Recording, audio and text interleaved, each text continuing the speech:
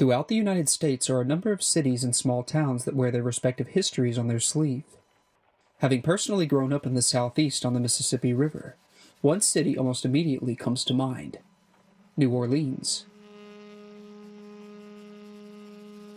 From personal experience, walking through its streets almost feels as though one has traveled back in time, if it were not for the modern street markers and other reminders of 21st century living. What is also very evident while traversing the city, looking upon the colonial-era buildings as an operational streetcar scrapes by, is an air of darker undertones to the city's history. Indeed, other than being famous for its music, culture, and food, New Orleans is also steeped in a macabre history of legend and folklore. From age-old accounts of ritualistic voodoo magic, to ghost tours in the historical districts, and even self-proclaimed vampires who reside in the city to this day, New Orleans is rich in its unique culture and mythology. Though one particular tale from the Big Easy's past is no myth, but instead a factual, grisly case of murder. This is the story of the Axeman of New Orleans, a true horror in history.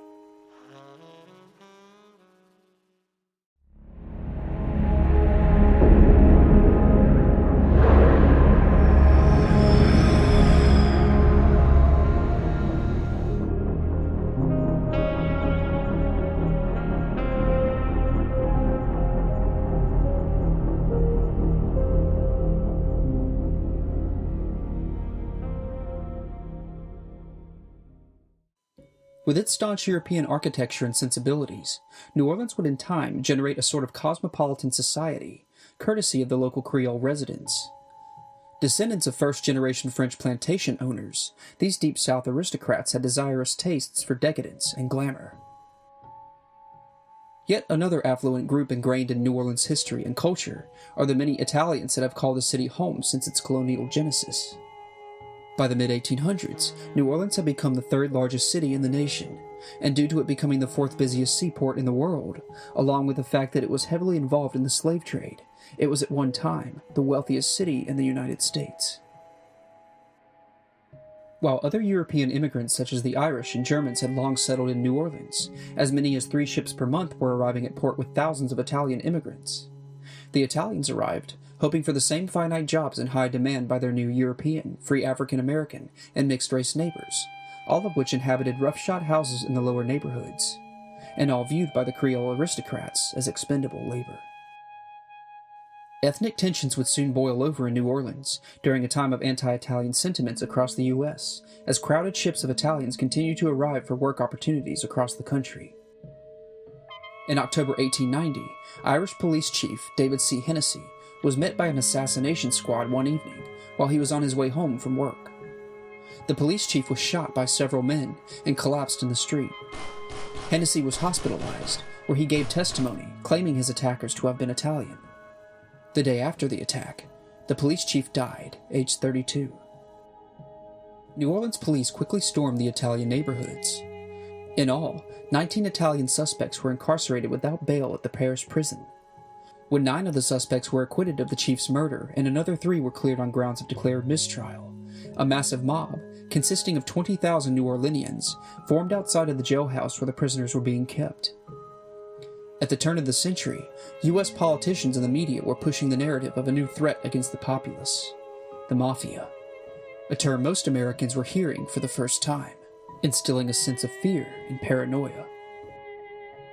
Backed by city officials, including New Orleans' own mayor, the paranoid mob broke into the jailhouse, shot and clubbed to death 9 of the prisoners inside, and hanged 2 in the street, the remaining prisoners managing to escape. This brutal instance of mob violence was the largest lynching in American history. In a letter to his sister in March 1891, just days later, Theodore Roosevelt, who would later become the 26th President of the United States, declared that he believed the lynching, quote, was a good thing, unquote. And while having the misfortune of being home to the largest lynching in American history, the days of horrifying violence towards Italian immigrants in New Orleans was far from over. Like the several mysterious gunmen who shot dead a police chief before disappearing into balmy, fog-laden streets, the southern metropolis would be revisited by another evasive murderer nearly 30 years later, forcing upon the city a new kind of terror.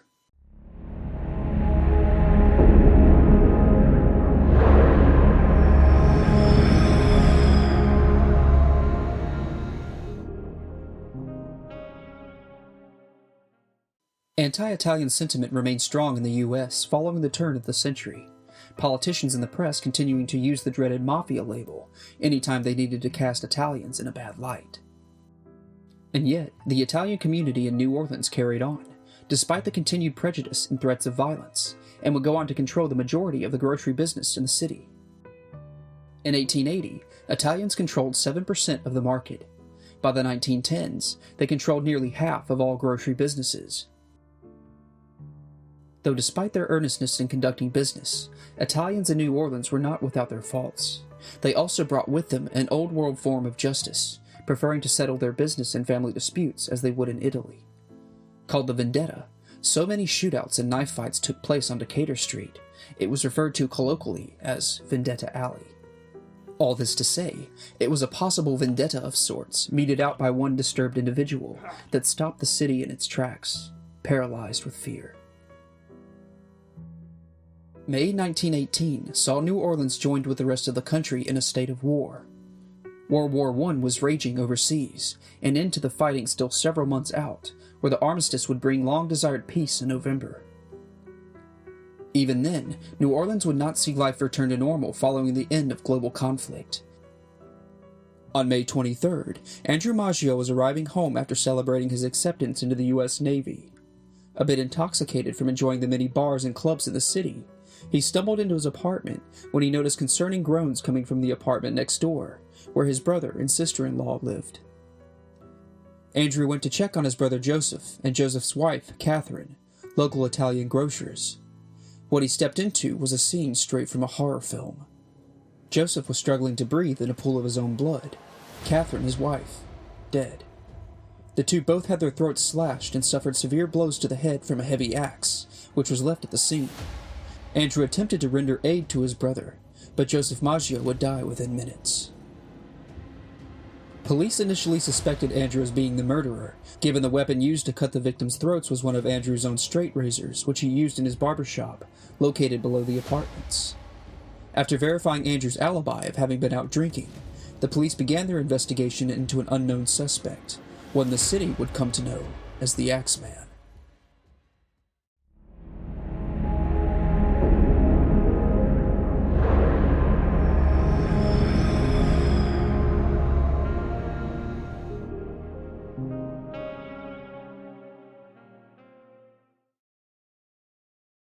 One month later, on June 27th, two grocers, Louis Bessemer and his girlfriend, Harriet Lowe, were attacked while sleeping in their bed in the living quarters that adjoined to their store.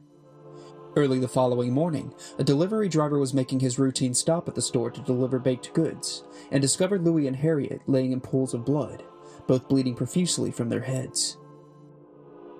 Louis was suffering from a likely skull fracture, and Harriet had been hacked severely above one of her ears. As would become a hallmark of the Axeman and the attacks, the couple's own axe was used, the police finding it left in their bathroom. While Louis would survive the attack, Harriet required surgery for her facial injuries, leading to her death following complications a couple of days later in August 1918. It was around this time, August 5th to be exact, that the Axeman is thought to have attacked his next victim, Anna Schneider. At 28 years old, Schneider was then 8 months pregnant, fast asleep in bed, when she suddenly awoke to being bashed repeatedly in the face and head by what she described as a dark figure standing over her. Anna's husband, Ed, would arrive home from work late that night and found his pregnant wife nearly unrecognizable from the amount of blood covering her face, though her injuries were not life-threatening. New Orleans police officers were reprimanded following the hasty arrest of a known criminal, who they had no actual evidence against in Schneider's attack, so the suspect was released. These disturbing accounts would become well known to the local populace. An unknown killer, preying on innocents by chiseling his way through their doors and hacking them to pieces while they sleep. All the police knew at this time was that the assailant was a skilled burglar by his clever entry methods into the victims' homes, removing a door panel, allowing him to slip inside. Though the Axeman never actually stole any of the victims' possessions, outside of a few dollars from a wallet here and there. Just days after Anna Schneider's assault, the Axeman struck again on August 10th, attacking another Italian victim, Joseph Romano, an elderly man living with his nieces in New Orleans. His nieces stated to police that after hearing a commotion from their uncle's room, they entered and actually claimed to have seen the Axeman flee, describing him as a dark-skinned, heavy-set man wearing a dark suit and hat. Romano suffered severe lacerations to his head, dying 2 days later in the hospital. Romano's murder in particular was the one that set the whole city ablaze with fear, verging on panic. New Orleanians were calling into the police with claims of having seen the Axeman lurking around their homes. Others even stated they'd found discarded axes in their yards. Citizens began to carry firearms, while family members took turns pulling all-nighters as their loved ones slept. Sentries, keeping guard in the event that the Axeman comes for them. A retired detective by the name of John D'Antonio didn't help matters when he spoke out through a local newspaper, theorizing the Axeman to have been involved in similar murders in the area as far back as 1911, going on to suggest the killer to have a personality disorder, acting on urges of violence with no other motive, before stating the Axeman to be a real-life Dr. Jekyll and Mr. Hyde. For all the citizens of New Orleans could tell, they were at the mercy of a genuine monster, with such perceived credible figures as Mr. D'Antonio saying as much. Unfortunately for the people of New Orleans, this bloodthirsty scourge on their city would continue to endure the efforts of law enforcement bringing them to justice.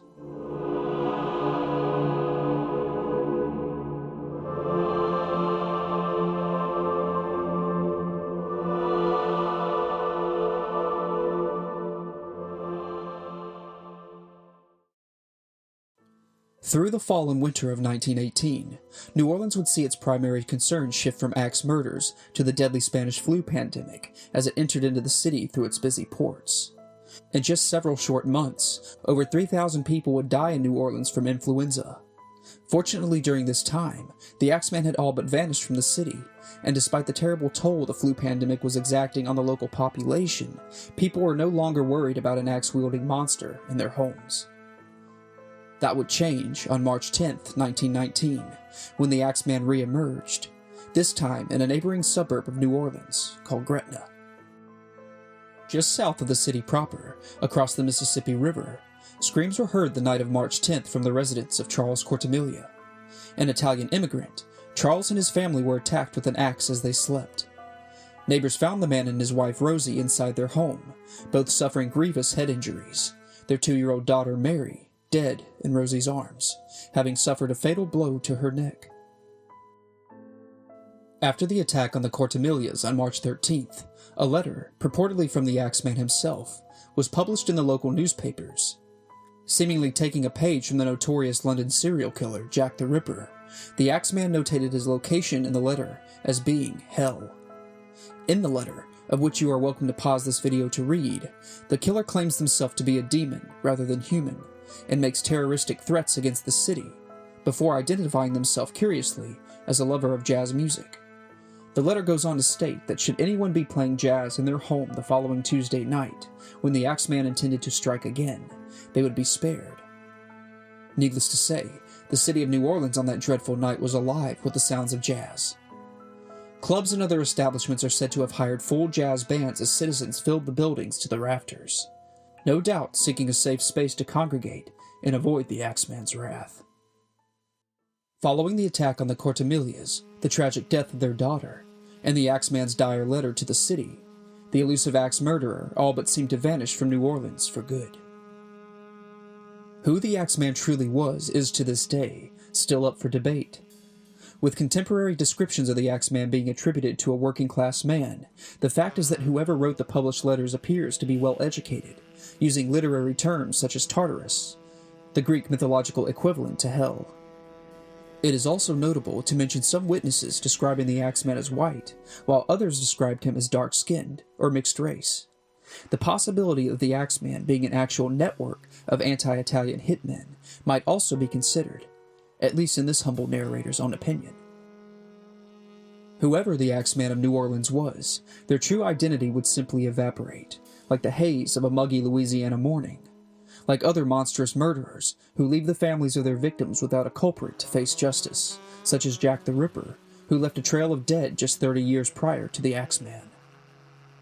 Today, the Italian community of New Orleans has established itself as an inextricable part of the Big Easy. From musical artists, national food production, local cuisine, and religious and political contributions, the Italian community of New Orleans has come to thrive through commendable business acumen and unwavering perseverance. Perseverance that was truly needed in the face of such a terror that was the Axeman of New Orleans. A true horror in history. If you enjoyed this video, please be sure to like, share, and subscribe, especially if you are new to the channel. The majority of our viewers have not yet subscribed, so please consider doing so today, where you can be informed whenever we release new episodes like this one. Thanks for watching Horrors in History.